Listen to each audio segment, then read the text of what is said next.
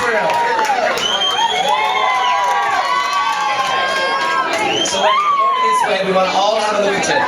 Tell us what was your chosen topic and why. So now I want to talk about coming out because in the competition everybody's done it and a lot of people here have probably done it, and it's basically, it's not an easy thing to do.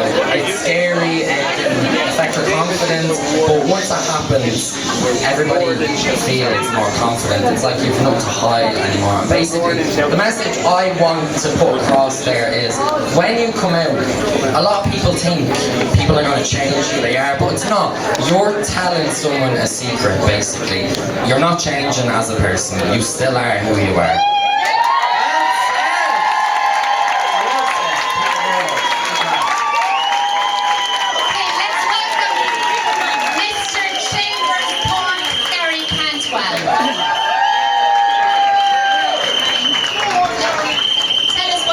Tell us what your chosen topic is tonight. My topic is a Facebook page that I set up called Intergay. It's a supporting ladies page that covers lesbian, gay, trans and bisexual. I have administrators helping me from all over the world, basically helping me answer questions, give advice, any topics, even if someone just wants to chat. The reason I want administrators from all over the world is so there's always someone available 24/7 to be there to answer a question. It's kind of my baby at the moment, so unfortunately nobody's actually getting the chance to answer a question. My boyfriend's going to kill me because he's getting notifications at all hours in the morning and I'm on my phone answering Intergay questions, but I just wanted to kind of use the title to make a bit of a difference. Good on you. Tell us what's the name of the Facebook page again? Well, it's called Intergay. Gary Cantwell, Mr. Gay Chambers, thank you. And next up we have Mr. Loud, Carl Owen Nash.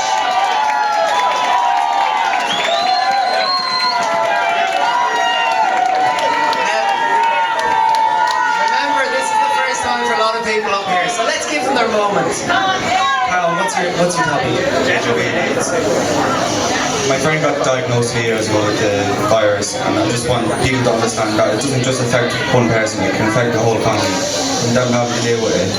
And learning about CD4 can inspire loads, and how their moods can go up and down with when they're being diagnosed, and the health and through it. And just to get rid of the stigma, because between a minus and a plus, you're still a human being at the end of the day.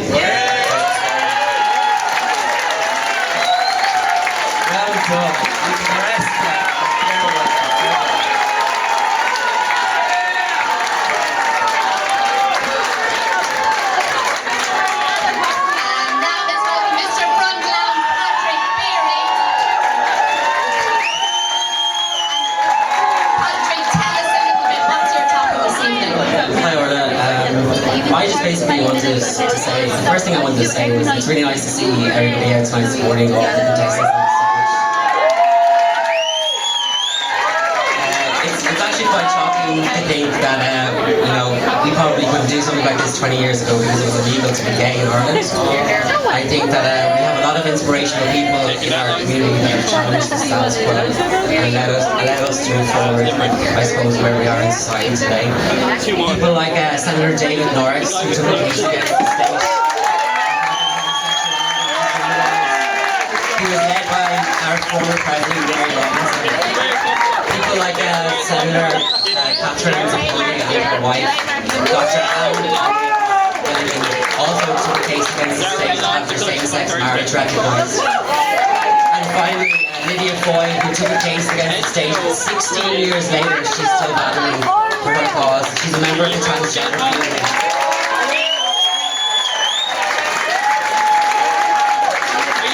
I think collectively going forward, the gay community needs to stick together and fight for our rights properly.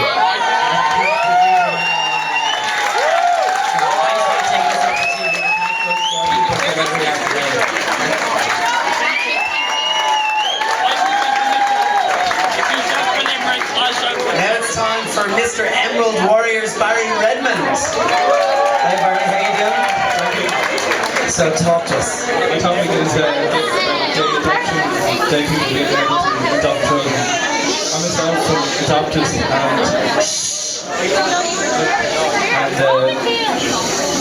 my parents adopted, Okay, take your time. You were adopted, are you?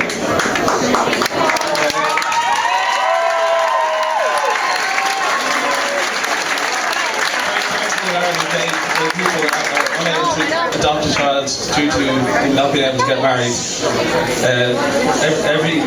All a child needs in life is a loving family and family to support them. I hope that the time that I want to settle down and have a family, that I'll be able to adopt a kid and have a child. Just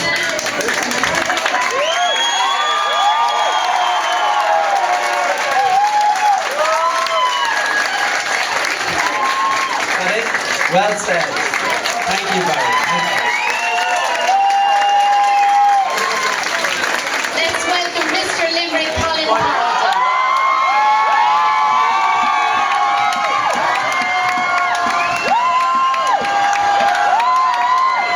Colin, can you explain to these rabble rousers here tonight? They're all my family, friends, my friends, my aunts, my uncles, my sister. Okay, all of Limerick is here tonight, but you want to hear what Colin has to say as well, don't you? Basically, I'm going to talk a bit about self-confidence. As you can tell, as much as I have a crowd here, I'm not the most confident of people, but I suppose what I want to talk about is basically everyone in life experiences bullying, whether you're straight or gay, no matter what the difference you experience it. And for me, in my life, the worst part is that it wasn't peers in school or in college. I was my worst bully. And fear of coming out kind of made me feel so guilty, ashamed, angry at myself, because basically all I wanted to be was normal, the term normal. When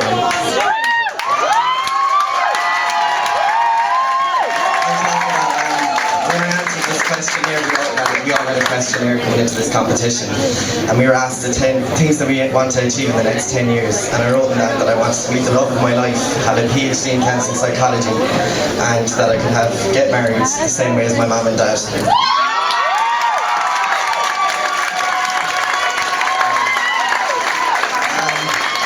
I realised I started to see now, like, for me, all these lovely lads are all lovely and experiencing this kind of experience, that this is just, I am normal, and I think,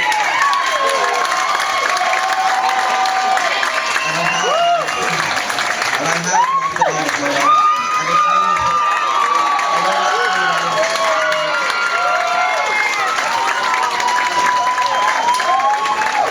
as one of the lads said earlier, with like marriage equality constantly, the fight for marriage equality is constantly gaining momentum.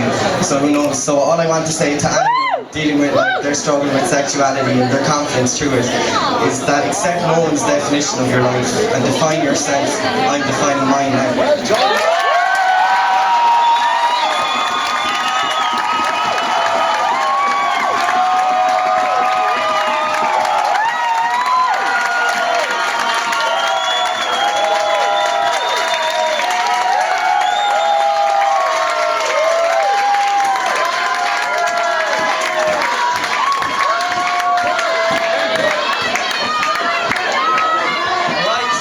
We have Mr. Kilkenny, Kieran O'Neill. We'll be very tough for Kieran. So Kieran, tell us what's got you thinking? Well, actually, I'm involved in a festival, gay pride festival in Kilkenny called Out for the Weekend, and I was involved both as a performer, but in recent years as a production team member as well. And really, I guess the point to make is that being gay is fantastic if you live in a big city and you can kind of take things for granted, being out and being confident and proud and sort of living your life as you want to live it, as your own identity. But really, I guess the point to make is that it's not so easy for somebody that lives in a rural area. So even if I can make a difference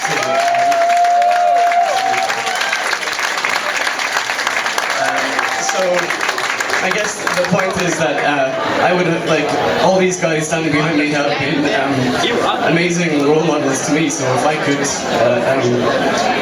be a role model as well, that would be amazing.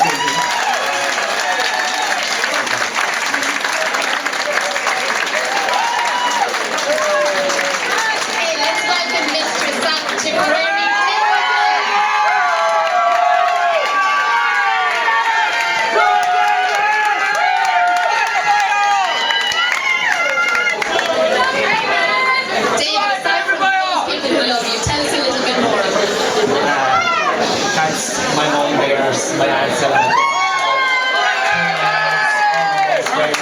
my brother and all my friends, and it's amazing to have them all here, so it's been fantastic. Great to see you all. Now let's have a bit of hush so we can hear him speak. I'm just going to talk briefly about LGBT people aged between 55 and 80 and how I can relate to them personally myself. In early September of this year, I had the honour of speaking at LGBT Tips first awareness seminar that we ever had, and I talked about older LGBT people because they were marginalised and they were criminalised and they were excluded from society, and they faced double ignorance because they were aging and they were LGBT people. And I know that some of them had emigrated, some of them actually tried to live straight lives, and some of them were afraid to come out because they had to conceal their identity for fear of being bullied or harassed and even getting caught up in physical confrontation. And I can relate to them because when I was in school, I didn't have a fantastic time in school. I was bullied quite a lot, and I came out when I was 15, and I made a decision at 15 that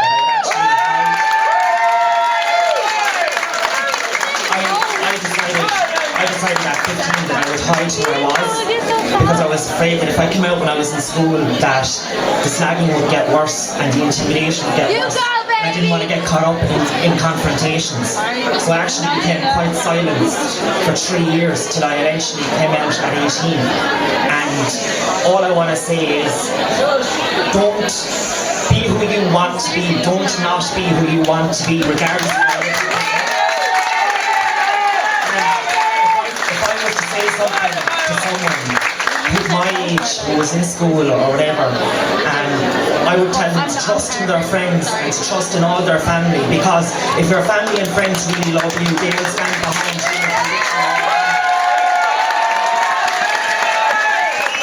I think we know that family and friends are behind you.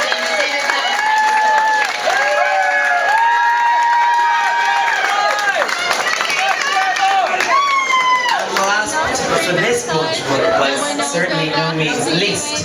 It's Mr. Panty Bar, Sean Meehan. How you doing? Good evening. You're like a little powerhouse of confidence. I love it. Right, what are you going to talk to us about? Well, I found a very deep and personal connection with the people who use the New Film project. You see, through early experiences of transition, I know what it is to be stared at. I know stigma, and I know how important this treatment is to the people who use it, because I know how important my hormone treatment was for me. You see, with both, it's about matching the outside person with the inside person. It's about being able to recognize yourself in the mirror, and it's about being able to walk through the world with as much dignity as everybody else.